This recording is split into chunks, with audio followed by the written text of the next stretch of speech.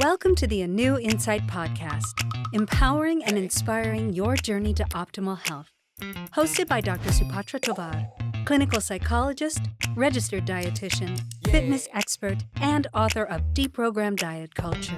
Rethink your relationship with food, heal your mind, and live a diet-free life. I follow my guests' journey to optimal health, providing you with the keys to unlock your own wellness path. Tune in and evolve with us.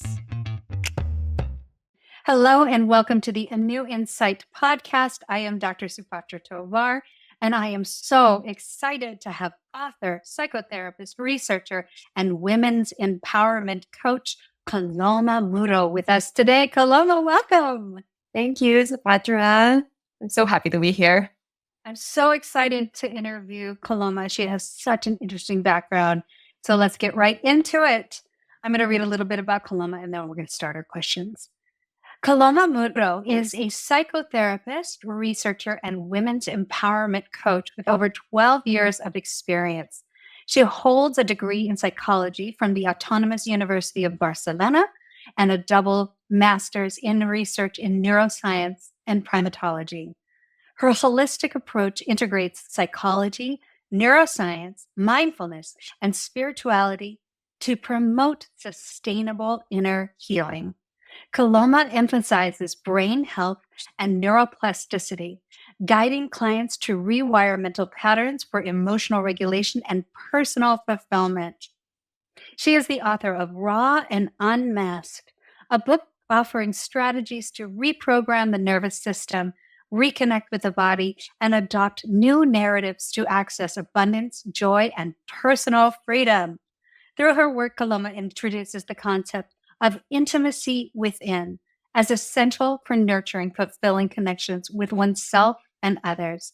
She was recently recognized as one of the top 20 inspiring women by New York Weekly magazine. Coloma, welcome.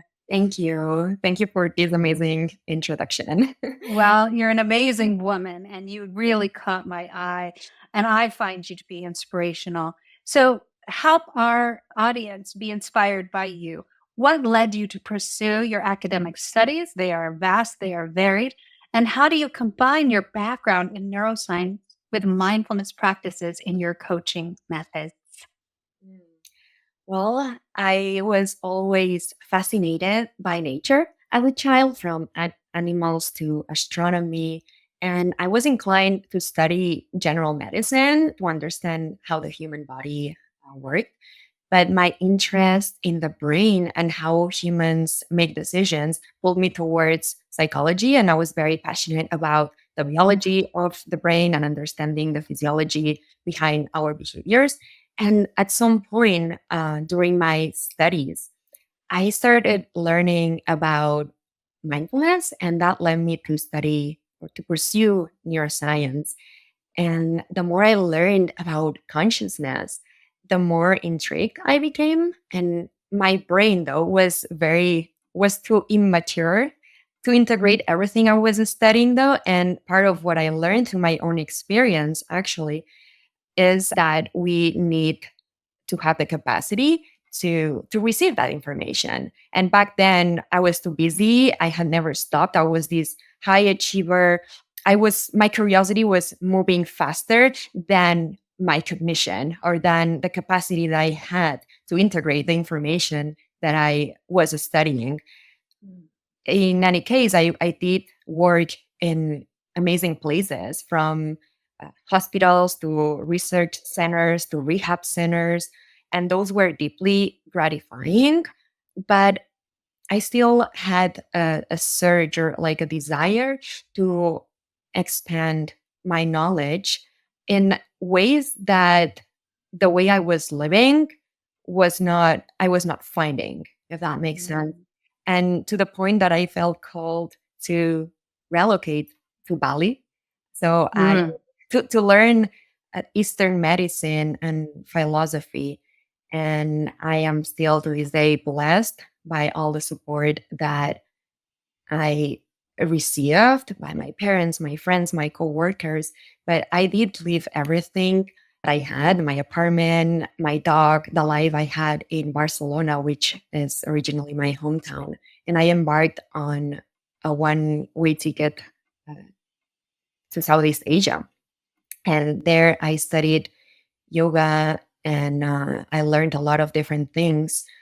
But coming back to your question, the lesson for me from all my studies was to slow down. And I got this lesson from an accident that I had in Bali. I got my foot injured and I was told that I would never be able to walk again.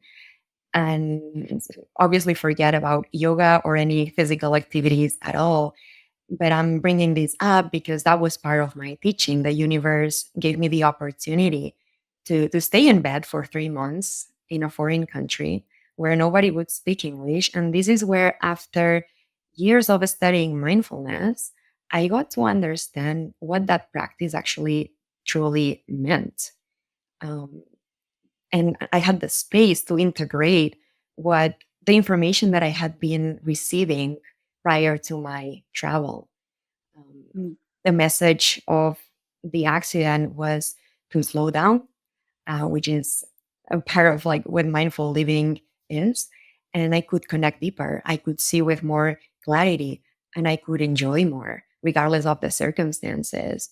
And what I teach my clients when I teach them to heal from the inside out, part of it comes from my own personal journey. I help people understand the neuroscience behind their tendencies so they can look at themselves with more compassion. And then I guide them to create a life that aligns with who they want to be. But for us to do so, we must take a step back and slow down and take intentional and committed actions. And those require mindfulness. We must Mhm. be aware of our internal processes, not attaching to them or ignoring them. In a way, we must be proactive in the process of being passive. So, in other words, consciously being with ourselves without letting our thoughts or emotions dictate our behaviors. We can rather observe them and show up in an aligned way. And this way of living includes mindfulness, as I said, and also body fullness, which is a practice that I'm sure we can dive deeper into that later. But it's filling the space within ourselves and between us and the rest of the world. And that's why I mentioned that I didn't have the capacity to receive the information when I was studying so many different modalities of healing and neuroscience and psychology. But in this space, it's where magic happens. It's where we can create resonance, where we feel connected to one another without enmeshing with the other. Mm. So Oh, I love a this. lot. So I don't know if you want me to keep going, but Oh my gosh, I love this because I anybody who knows me, I'm one of the biggest proponents of mindfulness.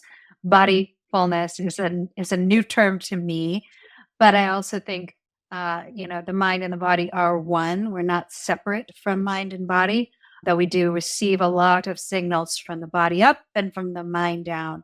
And I am really fascinated that you use mindfulness to help you heal. And I want you to just, if you can, try to explain it. You might not even be able to, but how does being mindful put you in a better state for healing? there is a new level of connection when you live mindfulness ritually, and there is freedom in the connection. This is related to the non attachment, one of the principles of mindfulness. The same way we don't identify with our own thoughts, we are not responsible for others people's emotions or behaviors. And when we cultivate mindfulness and bodyfulness, we take responsibility for our energetic frequency, for our own thoughts, behaviors, where we invest our energy in, what we pay attention to. We are attentive to the electromagnetic field that around us, and to Hmm. what we attract. As we vibrate, we attract. So maybe to clarify what I'm saying, we can connect to our truth from a more clear and raw space and access deeper levels of consciousness and connect with others from this more pure space. And this is at the core of the healing journey, to be truthful, to be honest, to accept ourselves fully, so we can make choices that are in alignment with who we want to be, how we want to show up as. I don't know if Yes. there's more or less. I think it does. And I think that when we raise our energetic frequency and we're not living in the kind of mire or the muck of lower energy frequencies, that actually opens up more healing pathways in our body.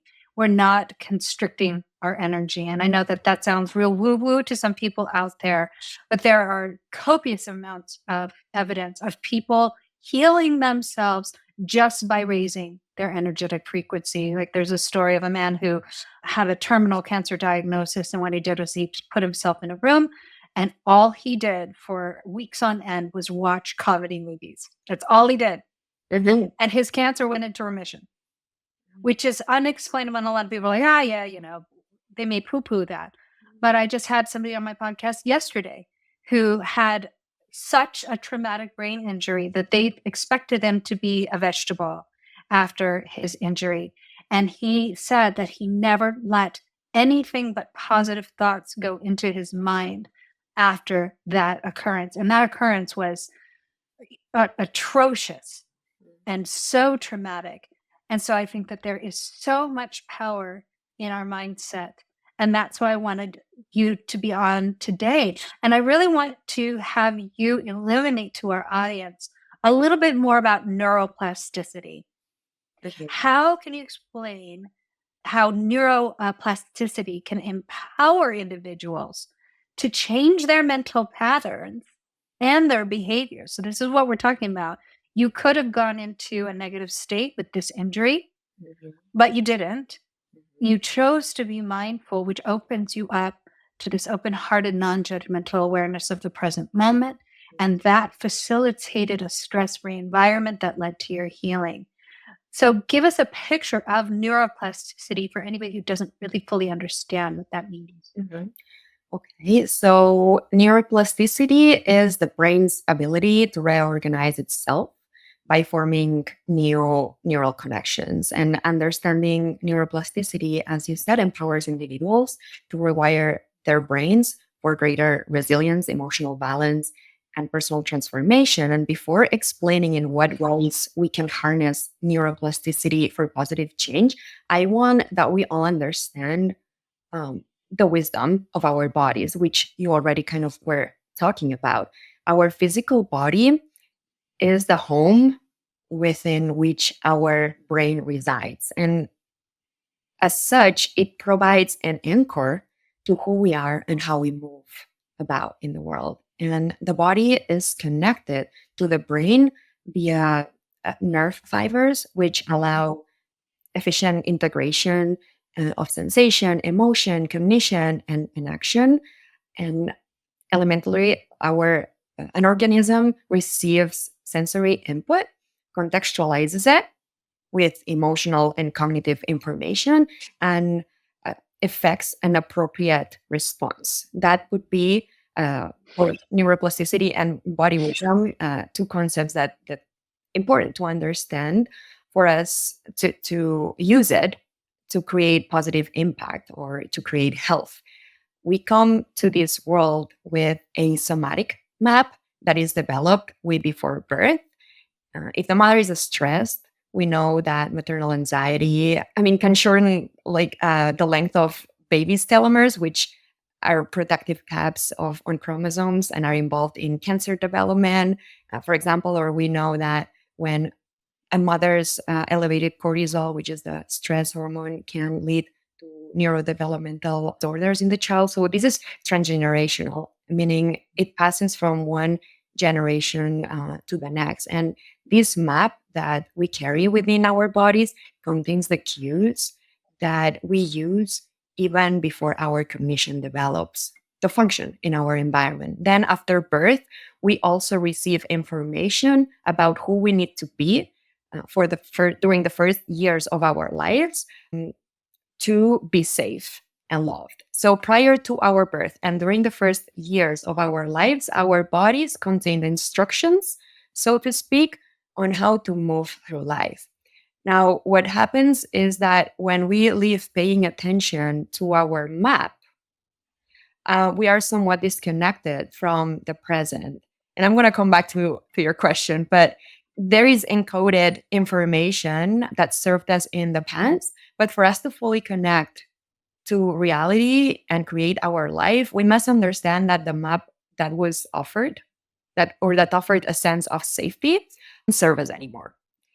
And when we understand that our brains and bodies have stories that kept us safe, and we choose to see them just as stories, then we can choose how we want to live our lives in the now. We access freedom when we choose to be with the territory instead of holding on to the conditioning or the map that is not serving us.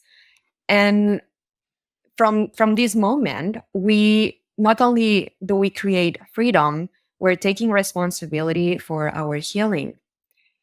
And I don't know how deep you want that I go. Go deep. Let's do it. Let's do it. I mean, at the end of the day, it's all about learning that one thing is our programming and one thing is who we want to be. And there's is where we can get to choose who we want to be. That is where healing happens in the present. And how we approach healing is the same as you would. I'm gonna do a metaphor. If your child is crying and you are in a grounded space, showing love to that child would be to approach the child with curiosity, to understand what they need rather than trying to keep them quiet. So if we are stressed, if our bodies and brains are wired in a way that are in hyper alert, when we have pain or when we have thoughts or emotions that are uncomfortable, we want to get rid of them because we don't have a space. We don't have capacity to deal with them. Whereas if we approach our own thoughts, our own emotions, our own sensations with love, with curiosity, the same way that we would approach a child that is crying, this is when we, with compassion, we can embrace the child. We can see our thoughts, our stories as they are, just stories that we carry from our past, and we can choose to make space for them and choose how we want to respond to them. And all of this is mindfulness, but it includes neuroplasticity and how to access personal freedom, how to take responsibility for how we want to show up. So everything is interconnected. But at the core, pausing, creating a state of calm within ourselves, listening to our bodies, it's all part of what fosters neuroplasticity. And we know that mindfulness and meditation, for example, strengthen neural pathways related to present moment awareness, reducing overactivity in the amygdala, for example, and they also increase prefrontal cortex functions, improving emotional regulation and decision making. So we know that simple practices, as I said, mindfulness, are also gratitude, practicing gratitude, self-compassion, or positive affirmations, as you were saying. Learning something new. Learning something new. All of these strengthen neural circuits related to inner strength. And over time, this rewiring helps the brain default to a healthier to healthier emotional states rather than stress or fear. Additionally, integrating suppressed emotions rewires the brain Yes. for emotional safety, self acceptance, and practices like guided visualizations or emotional release techniques create new neural pathways for self love and empowerment. And Yes. yeah, I love that. And just to make it as simple as possible for people, neuroplasticity is essentially a rewiring of the brain. And old science used to purport that once we reached a certain age, there was no way to change the brain. And all new research is showing that that's not true. And you can see this just on a visceral level. Say you have an accident yeah, and you break your foot. You could have created neural pathways that I only feel pain, I am traumatized, I am never going to recover. That would be one way to rewire your brain. And you can also, on the flip side, rewire your brain to I am absolutely 100% going to heal. I am actually going to be stronger after I recover from this injury. So, a lot of people, may argue that our mind does not determine our outcome or what happens within our bodies. And I think it is absolute falsehood. Our minds are incredibly powerful, and what we think, we create. And I think really fully understanding that in the audience out there is so vital because that's empowering. That actually shows that you have the strength within you just through the power of thought to change an outcome. And that is absolutely the most powerful idea that you can adopt and incorporate in your life, in my opinion. So I am so glad we're like twin spirits, so excited. So tell me before the end of this half of this episode, we only have a little bit of time left, but give me the concept of intimacy within that you introduce in your book, Raw and Unmasked. What is that concept? Explain that to us. And then we'll probably have to continue the conversation in the next house.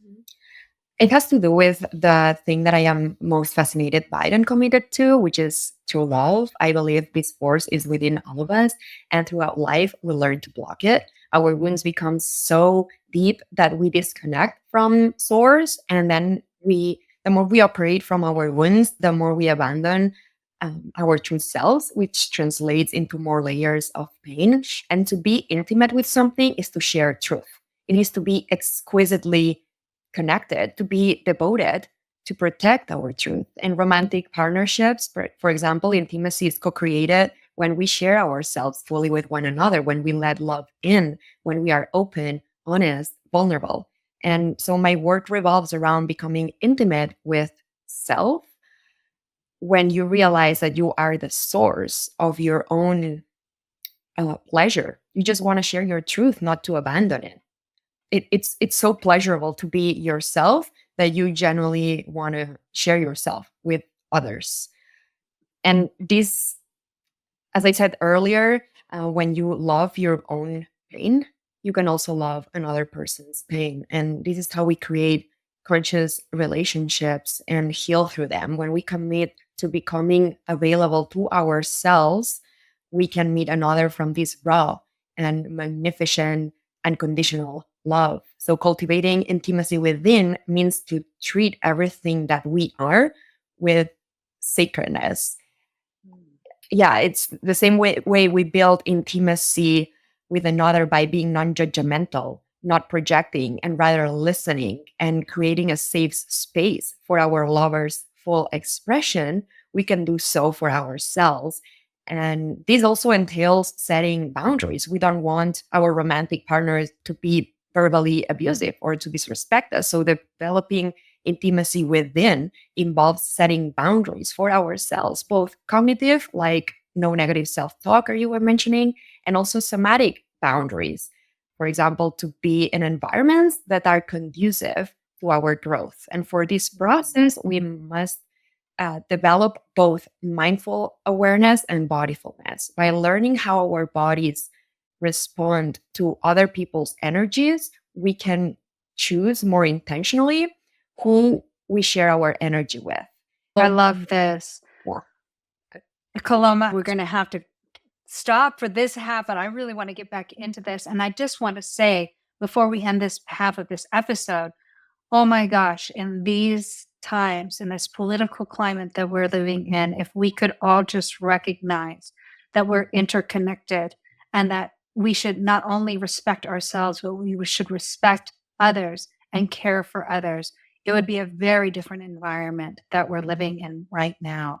So you guys, oh my gosh, you got to come back for the second half. Coloma's amazing.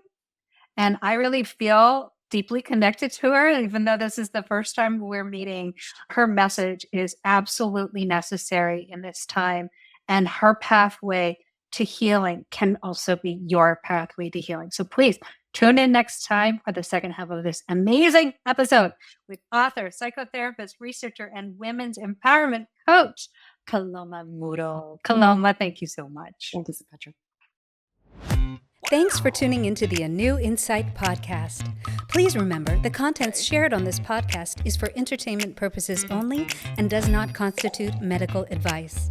You can find us anywhere podcasts are streaming, on YouTube at my.anew.insight and at anew-insight.com under the ANEW Insight Podcast tab. And follow us on our socials at my.anew.insight on Facebook, Instagram, TikTok, and Threads for more updates. Tune in next time and evolve with us.